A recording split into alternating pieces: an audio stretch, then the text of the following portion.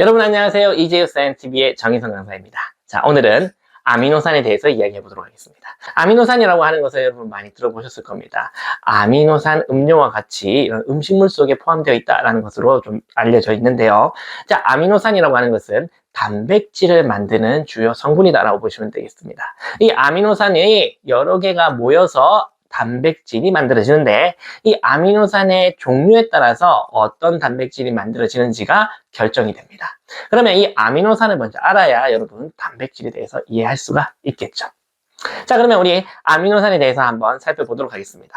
자, 아미노산이라고 하는 이름부터 먼저 살펴보시면요, 아미노 하면 우리가 떠오르는 게 뭐냐?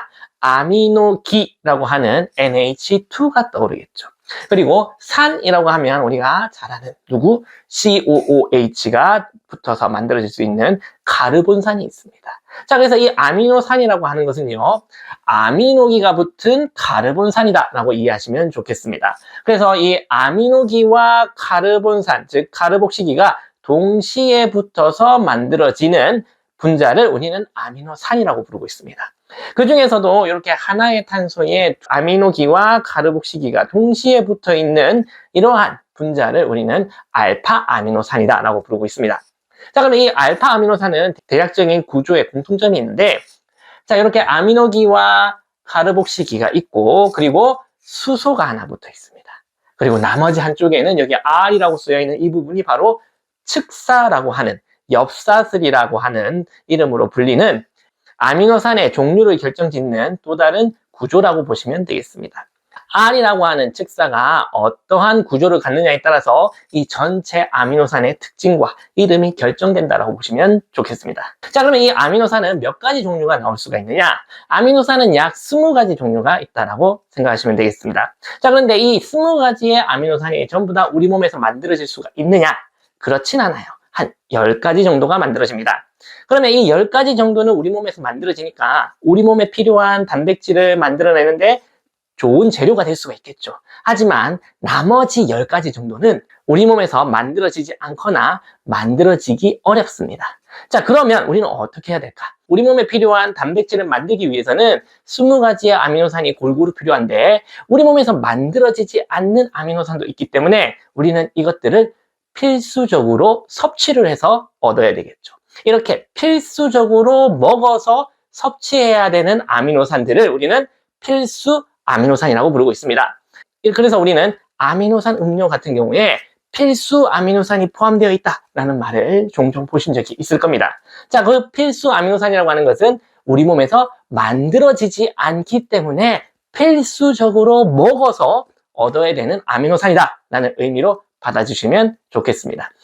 자, 그러면 이 아미노산의 R, 측사에 누가 오느냐에 따라서 어떠한 아미노산이 되는지 그 특징들을 간단히 한번 살펴보도록 하겠습니다. 자, 그러면 측사에 대표적으로 이 수소가 붙는 경우를 생각해 볼 수가 있습니다. 자, 수소가 붙었다라고 하시면 우리 이름은 글리신이 됩니다. 자, 이 글리신이라고 하는 애는요, 자, 우리 아미노산이다라고 하시면 아미노기, 카르복시기, 수소, 그리고 측사 이렇게 있기 때문에 하나의 탄소에 4개의 서로 다른 구조가 올 수 있겠죠. 그러면 우리는 뭐라고 부를 수가 있느냐? 옆에 별표를 붙여서 우리는 부재탄소 원자라고 부를 수가 있었습니다. 부재탄소 원자가 있다면 우리는 어떤 구조가 나올 수가 있느냐? 입체적인 모양이 다르게 나올 수 있는 입체 이성체 중에 하나인 거울상 이성체가 나올 수가 있었습니다. 자, 그렇기 때문에 대부분의 아미노산은 부재탄소 원자를 가지고 거울상 이성체가 나올 수가 있었습니다. 하지만 측사에 수소가 들어간 이 글리신만이 유일하게 수소가 2개 들어가면서 부재탄소 원자를 갖지 못하고 거울상 이성체가 될 수가 없다는 것을 꼭 기억하셔야 되겠습니다. 그래서 모든 아미노산은 거울상 이성체를 갖는다 라고 하는 정의는 이 글리신 때문에 틀려진다라고 볼 수가 있겠습니다. 자, 그 다음에 이 측사에 CH3가 들어온, 즉 메틸기가 들어온 아미노산이 있을 수가 있겠죠. 메틸기가 들어간 아미노산의 이름은 아라닌이라고 부릅니다.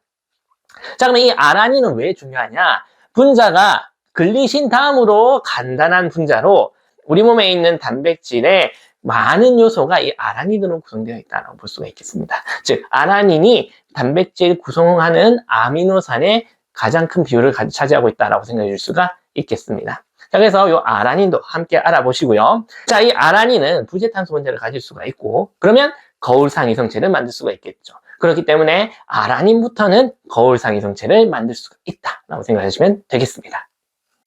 자, 그러면 아미노산에는 어떤 종류가 있는지 한번 알아보도록 하겠습니다. 자, 아미노산의 이 측사에 누가 붙느냐에 따라서 종류가 달라진다고 했었죠. 자, 그러면 이 종류를 크게 이렇게 네 가지로 나눠볼 수가 있습니다. 자, 이렇게 측사 부분에 COOH가 있는 애가 있고, 측사 부분에 NH2가 있는 애가 있습니다. 자, 우리 COOH는 카르본산이죠. 산입니다. 그렇기 때문에 얘는 산성의 성질을 띠고 있죠. NH2는 우리 아미노기라고 해서 우리 암모니아에서 나온 염기성이다라고 했어요. 자, 그러면 원래 아미노산 같은 경우에는 산성 물질 하나와 염기성 물질 하나를 가지기 때문에 중성이다라고 볼 수가 있는데, 측사에 요 산성을 띠는 COOH, 카르복시기가 하나 더 있다면 산과 염기의 밸런스가 깨지면서 전체적으로는 산성의 성질을 띈다라고 볼 수가 있습니다. 그래서 측사에 COOH가 붙어있는 이러한 아미노산들을 우리는 산성의 성질을 띤 아미노산, 산성 아미노산이라고 부를 수가 있습니다.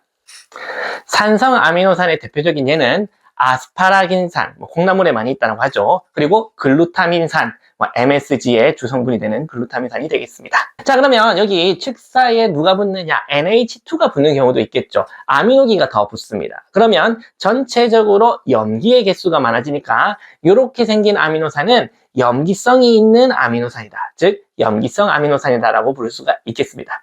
자, 염기성 아미노산의 대표적인 예는 리신이라고 하는 아미노산이 있겠습니다. 자, 그리고 여기에 아미노산의 측사에 S, 황이 붙는 경우도 있습니다. 자, 그리고 또 여기 측사에 벤젠고리가 있는 경우도 있습니다. 자, 이 두 개는 특별히 외워둬야 하시는 게, 나중에 아미노산에 황이 있으면 일어나는 반응이 있고, 아미노산에 벤젠고리가 있으면 일어나는 반응들이 있기 때문에 여러분 이 두 개는 꼭 기억해 두셨으면 좋겠습니다. 자, 그러면 이렇게 측사에 황이 붙어서 만들어지는 아미노산은요, 황을 포함한 아미노산이다라고 얘기를 하고 있고, 황을 포함한 아미노산의 대표적인 예는 메티오닌과 시스테인이 있습니다. 자, 그럼 이 황을 포함한 아미노산의 이 두 가지를 꼭 기억해야 되는데, 자, 이렇게 황과 메티오닌, 시스테인을 이렇게 따로따로 외우려면 굉장히 어렵죠. 그래서 여러분들이 꼭 외워야 두셔야 되는 암기법이 있습니다. 자, 황이라고 하면 우리는 어디서 얻을 수 있느냐? 황을 우리가 직접 먹게 되면 황의 독 때문에 우리가 위험해질 수가 있습니다. 그래서 우리는 황을 어떻게 먹느냐? 우리 단백질을 만들려면 이 아미노산이 있어야 되고, 이 아미노산에는 황이 있어야 만들어질 수가 있는데, 황을 직접 먹을 수가 없으니까 우리는 황을 먹은 오리를 잡아먹습니다. 오리는 황의 독을 해독하는 성질이 있기 때문에 오리는 황을 먹어도 괜찮습니다.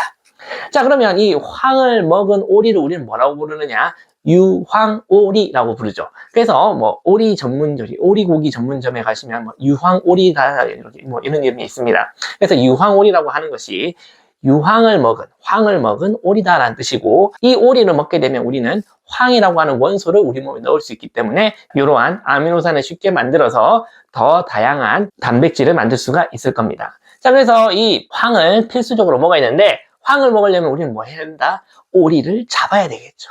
오리를 잡으려면 우리가 뒤에 살금살금 가서 뒤통수에 대고 이렇게 세게 강한 스매시를 때려야 된다라고 생각을 해보겠습니다. 황을 먹기 위해서 우리는 오리를 잡아야 되는데, 오리를 잡으려면 스매시를 때려야 된다라고 기억해 주시면 되겠습니다.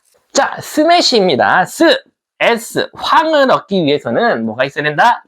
메티오닌과 시스테인이 있어야 된다. 그래서 스매시를 때려야 된다라고 생각을 해보시면 여러분은 훨씬 더 외우기가 쉽겠죠. 자, 그럼 이번에는 이 벤젠고리를 포함한 아미노산입니다. 자, 벤젠을 포함한 아미노산에는 페닐아라닌과 티로신이 있는데 이것도 외워야 되겠죠. 이 벤젠을 포함한 아미노산이 또 반응하는 반응이 있습니다. 그래서 이 반응을 하느냐 안 하느냐는 이 페닐아라닌과 티로신이 포함되어 있느냐 없느냐를 생각해 보시면 된다 라고 생각하시고 이 종류들을 꼭 기억하셔야 되겠죠.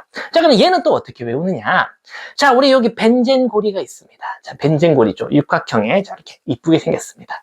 자, 우리가 배가 부를 때 이 벤젠고리를 보면 아, 벤젠이구나 라고 생각할 수 있겠지만 우리가 오늘 배가 매우 고픕니다. 배가 매우 고플 때 이 모형을 보면 뭐가 생각나느냐? 햄버거의 패티가 생각납니다. 햄버거 패티. 벤젠 패티라고 생각해 보시면 되겠죠. 패티 모양처럼 생겼죠. 이렇게 야들야들 잘 구워서 빵에 싹 싸서 한 입 쫙 먹으면 맛있게 생겼습니다. 자, 그러면 이 벤젠을 포함한 아미노산은 벤젠 패티를 기억한다. 벤젠 패티, 햄버거 패티를 생각하시면 되겠죠. 벤젠 패티, 페닐아라닌과 티로신이 있다 라고 기억하시면 되겠습니다. 이것들을 꼭 잘 기억하셔서 나중에 얘네들이 있으면 반응하는 반응을 여러분들이 직접 찾아내실 수 있어야 되겠습니다. 자, 오늘의 내용은 여기까지고요. 우리 구독과 좋아요 꼭 눌러주시고 더 많은 정보 받아가시길 바라겠습니다. 자, 우리는 다음에 더 좋은 내용으로 다시 만나기로 해요. 안녕.